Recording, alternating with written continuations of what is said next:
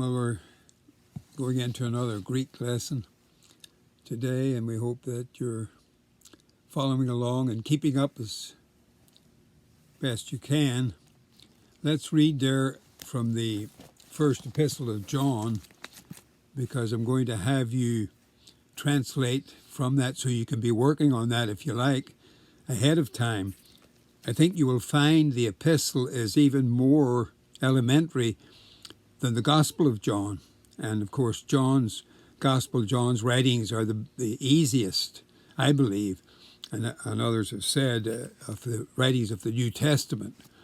So you will see there in 1 John 1, that which was from the beginning, which we have heard, which we have seen with our eyes, which we have looked upon with our hands, have handled of the word of life.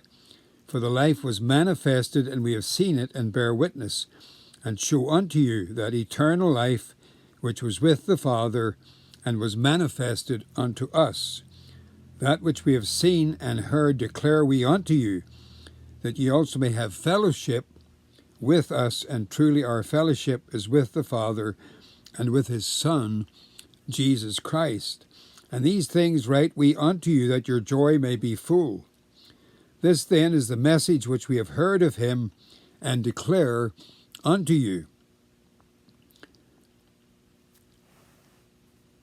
that God is light, and in him is no darkness at all. If we say that we have fellowship with him and walk in darkness, we lie and do not the truth. But if we walk in the light as he is in the light, we have fellowship one with another, and the blood of Jesus Christ, his Son, cleanses us from all sin. If we say that we have no sin, we deceive ourselves, and the truth is not in us. If we confess our sins, he is faithful and just to forgive us our sins and to cleanse us from all unrighteousness. If we say that we have not sinned, we make him a liar, and his word is not in us. So it's good to be able to read that. I read that over in the Greek the other day, and I found that I could still read it fairly well. And that's a plus for me. As the older I get, my mind begins to lose or retain what it once retained. But anyway, we're looking there in lesson 20 at the deponent verbs. Some verbs have no active forms, but only middle and passive forms, but with an active meaning. These verbs are called deponent verbs. For example, poreume is passive in form, like luome, but it is active in meaning, like luo. It simply means I go, or I am going. Again, we just have to learn to recognize them by memory. There's no other way. So you come across a verb every now and then, and you find out it has no active form, but it has an active meaning, and that's a deponent verb. So you don't have to translate it as if it was passive. You translate it as active, even though it has a passive form. Then there are compound verbs, and these are very common in Greek. Prepositions are frequently prefixed to a verb form. So the meaning of the verb is then modified, sometimes in a way that is easily understood, because the preposition, if you know the meaning of the preposition and attach it to the meaning of the verb, then you have the meaning of the whole compound word or verb. But sometimes it doesn't work that way, and so again, you just have to learn it. But if you look at erchomai, for instance, it becomes erxomai when we put the ek preposition before it, and ek means out of, and then puromai means to go. So the ekperiomai means to go out of. So that's fairly simple. And it's written exome, as we see down there in the vocabulary, ex-erkomai, because it's hard to say erkomai. It's hard to say that. So for euphony and easy pronunciation, the kappa is changed to xe. And so you have ex-erkomai, which is much easier to say, which means out of. I'm going out of.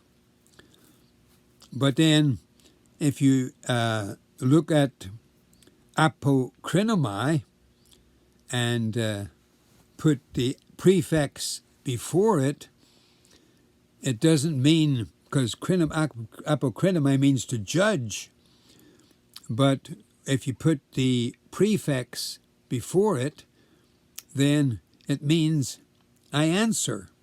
Again, you just have to learn that, because there's no way that you can work it out. There's no way you can go from judge to answering. Like we did in the previous one, we go from going out of to going out of by the addition of the preposition.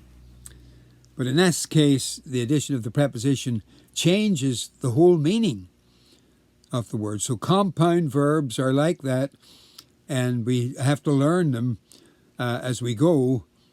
In some cases, they're easily identified and easily interpreted or translated, but in other cases, you just have to learn that a different word has come out of it completely. There's no real connection to the previous form.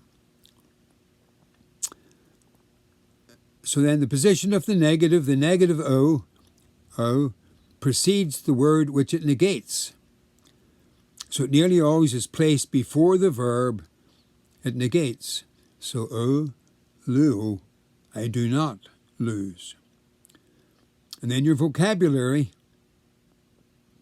allo is but, and allo is a strong form of a day.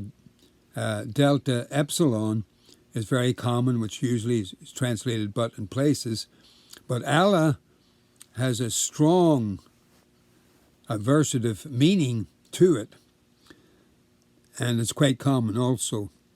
Akuo is I hear, and there we have the help, because our English word acoustics is all about sound and how the sound is heard, so we can make a connection between that to help us to remember the meaning of akuo. And then harmartolis, and there you have the rough breathing over the alpha, and that's where we get our word hamartiology, which we're studying in theology, the doctrine of sin. So again, we have a kind of connection there that will help us to keep the meaning of that word in mind. Arko, I rule, and you'll see that in hierarchy. Hieros is the Greek word for priest, and arche is the rule, so the rule of priests. The hierarchy in the Roman Catholic Church rules the church. The lay have very little say, the lay people. Then ginomai, I become, and that's a deponent verb. It has only that passive or middle form, but it's active in meaning. And then diarchomai, I go through. So dia is the preposition through, and erchomai then is to go. So again, we can see that one fairly easily. I go through something. And then eis erchomai, I go in. Eis is the preposition in, and erchomai again, I go. So I go in is easily seen. And then exerchomai, which we've looked at, is ek out of, and I go, so I go out of. So those three, the prepositions are all the way we know them and follow through when we come to the compound verb form. Then hote is that because, and is an important word because you have to see exactly what it means in the context but it means that or because generally.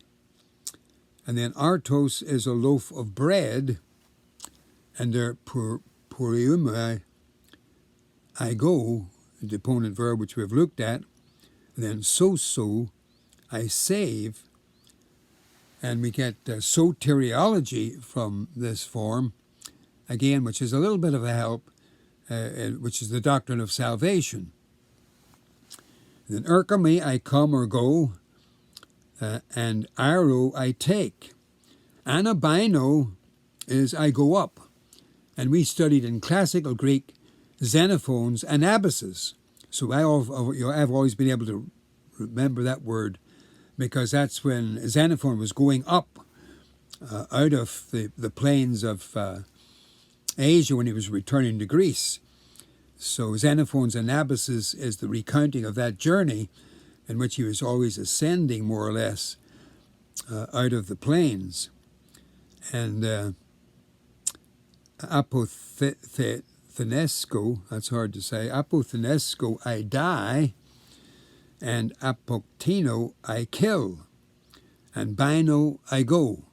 And that's one of those irregular verbs because the future is not bainso, like luso, but it's ibuso.